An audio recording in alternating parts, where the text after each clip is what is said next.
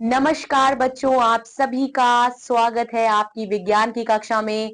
आशा करती हूँ कि आप सभी अच्छे होंगे और अच्छे से पढ़ाई कर रहे होंगे। आज हम पढ़ेंगे बच्चों पाठ 7 पर्यावरण प्रदूषण नियंत्रण एवं संतुलन। आज हम अपने एनवायरमेंट के बारे में पढ़ेंगे और एनवायरमेंट बच्चों जो नेचुरल एनवायरमेंट है पूरी तरह से वो नेचुरल नहीं रहा, अब उसमें पॉल्यूटेंट्स मिल गए हैं। हम पॉल्यूशन यानी कि प्रदूषण के बारे में पढ़ेंगे और कैसे उस प्रदूषण का बचाव किया जाए, कैसे बैलेंस किया जाए प्रकृति में, उसके बारे में पढ़ेंगे। पर्यावरण दो शब्दों परि और आवरण से मिलकर बना है। किससे मिलकर बना है बच्चों? परि और आवरण से, जिसका अर्थ है चारों ओर का घेरा। बच्चों चारों तरफ जो भी चीजें मेरे चारों तरफ है वो मेरा पर्यावरण है, वो मेरा एनवायरमेंट है। जैसे कि अगर आप क्लासरूम में बैठे हैं तो आपके चारों तरफ जो भी चीजें हैं वो आपका एनवायरमेंट है। आपके दोस्त, आप टेबल, डेस्क, आपकी टीचर, आपकी विंडो, आपका डोर और जो आप हवा ले रहे हो, जो आप सनलाइट ले रहे हो, वो सारी चीजें एनवायरमेंट है। ठीक है। हमारे चारों ओर जो भी वस्तुएं, परिस्थितियां एवं शक्तियां विद्यमान है, वे मानव क्रियाकलापों को प्रभावित करती हैं और उसके लिए एक दायरा सुनिश्चित करती हैं। इसी दायरे को हम पर्यावरण कहते हैं। यह दायरा कैसे हो सकता है बच्चों? व्यक्ति, परिवार, आवास, गांव, नगर, प्रदेश, देश, महाद्वीप, ग्लोब अथवा संपूर्ण सौरमंडल का हो सकता है। पर्यावरण एक बहुत ही बच्चों वाइड शब्द है, व्यापक शब्द है। यहाँ उन संपूर्ण शक्तियों, परिस्थितियों एवं वस्तुओं का योग है जो मानव को परिवर्तित करती हैं तथा उसके क्रियाकलापों को अनुशासित करती हैं।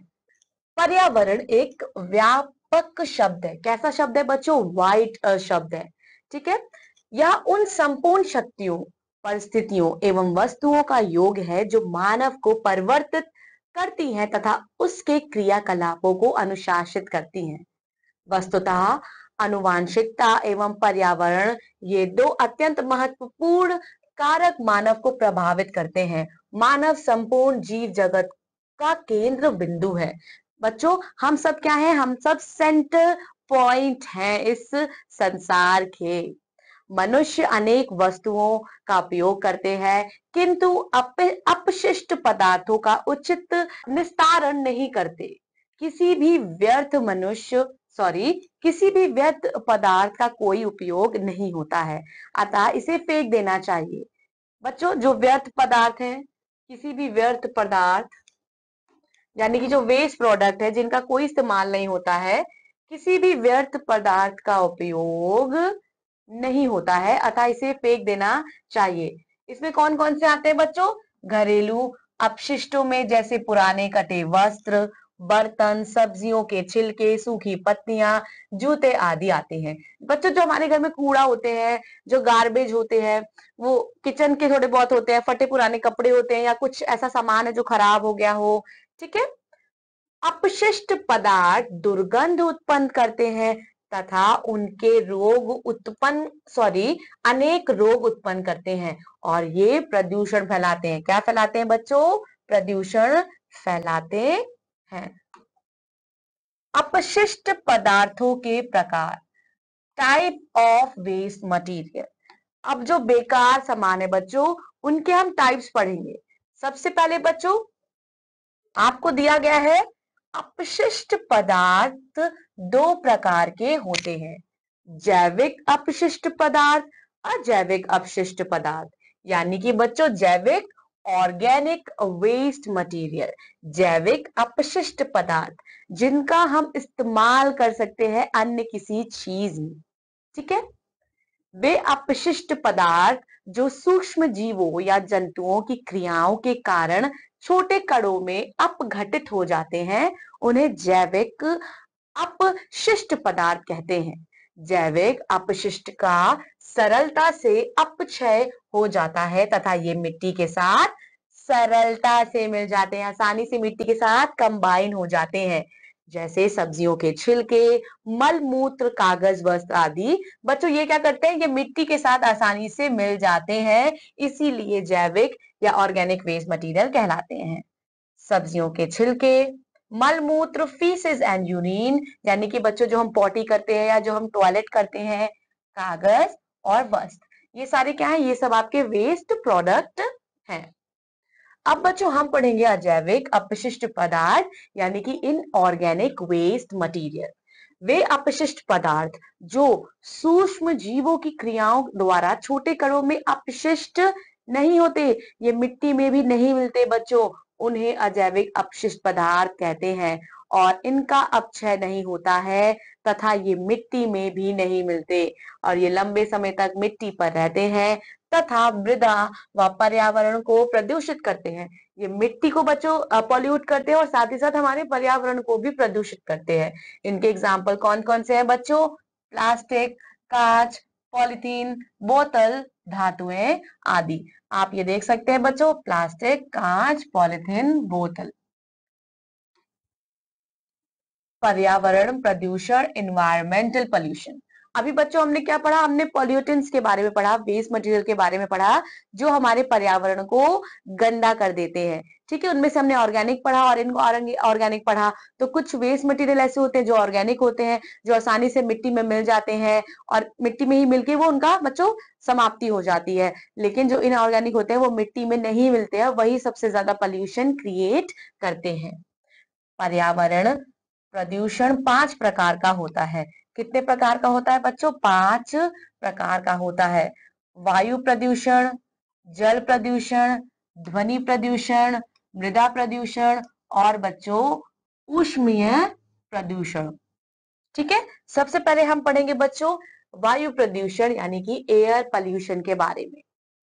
पृथ्वी के जन्म से ही उसके चारों ओर से गैसों का एक घेरे हुए है, जिसे वायुमंडल कहते हैं, एटमॉस्फेयर कहते हैं। बच्चों हमारे चारों तरफ, हमारी जो पृथ्वी है उसके चारों तरफ किसने घेरा घेरा बना के रखा है? एटमॉस्फेयर ने, वायुमंडल ने। पृथ्वी के चारों ओर से घेरने वाला ग्रह का अभिन्न अंग गैसों का एक लिफाफा है।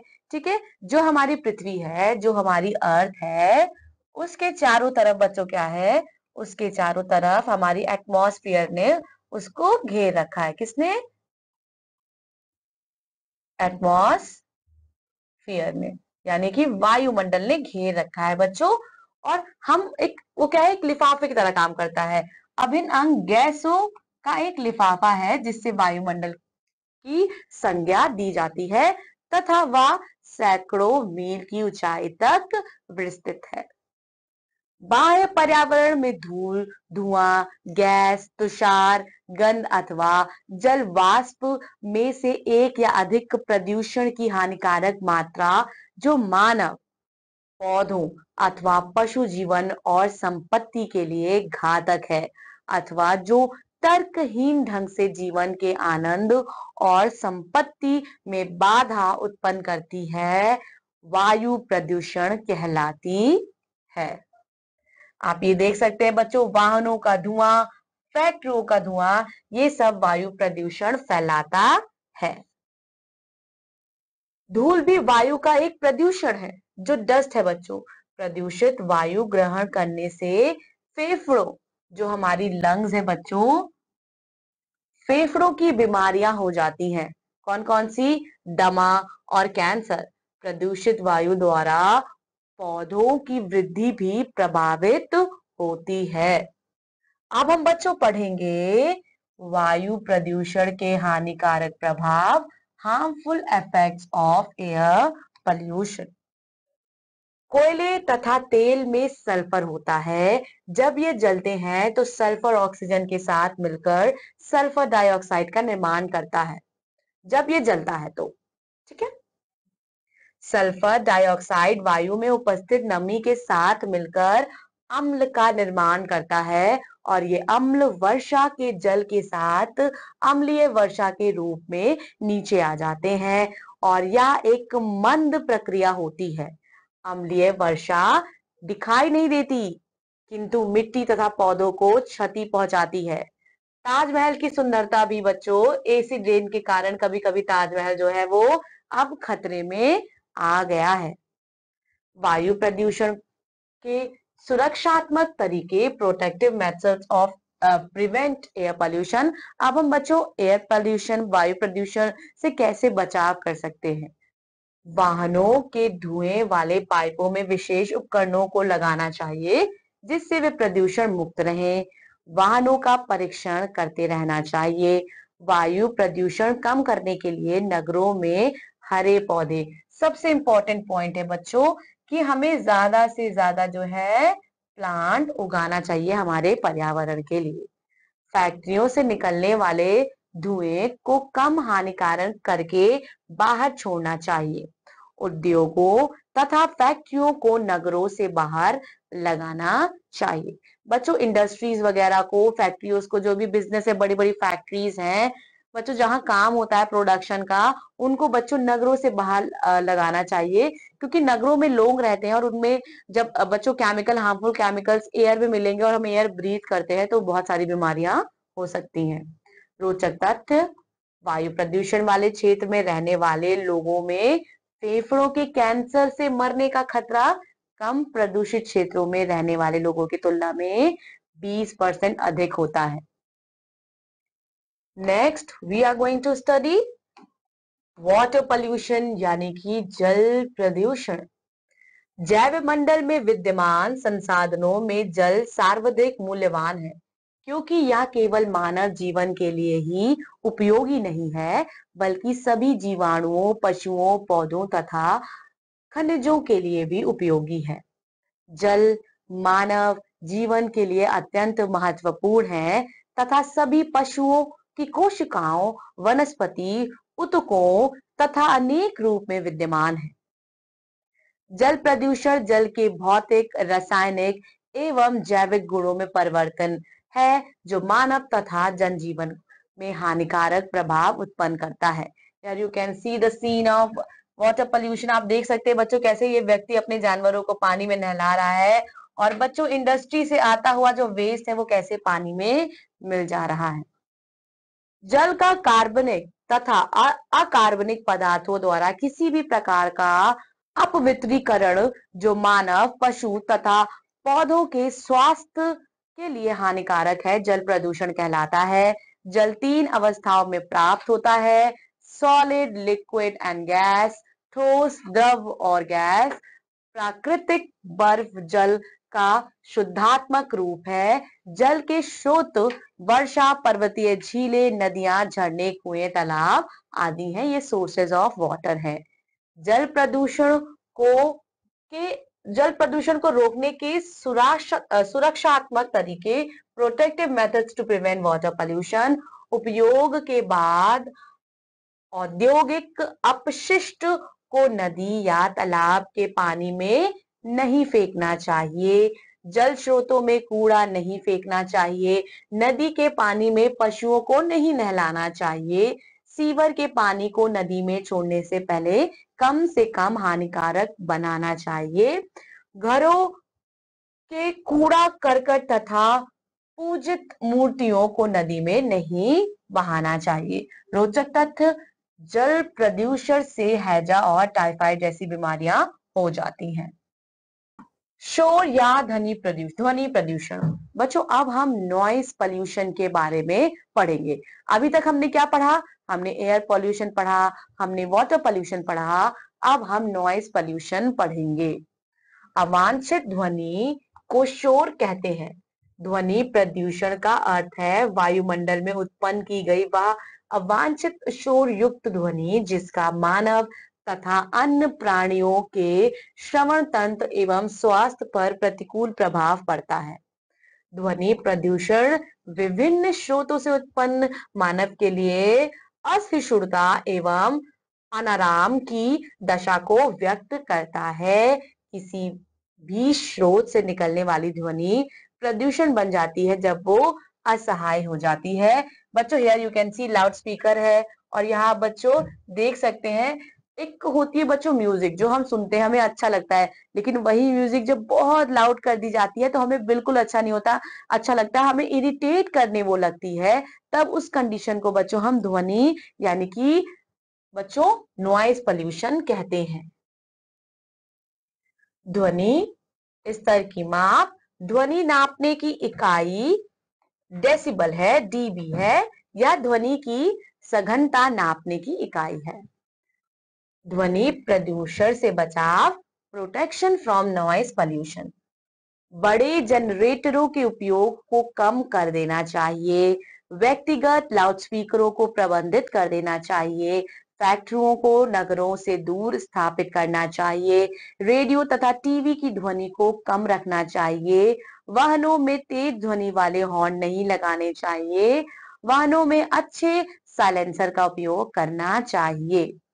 भूमि या मिट्टी प्रदूषण, सॉइल पॉल्यूशन। भूमि या मिट्टी सर्वाधिक मूल्यवान संसाधन है, क्योंकि विश्व के 71% खाद्य पदार्थ मिट्टी से ही उत्पन्न होते हैं।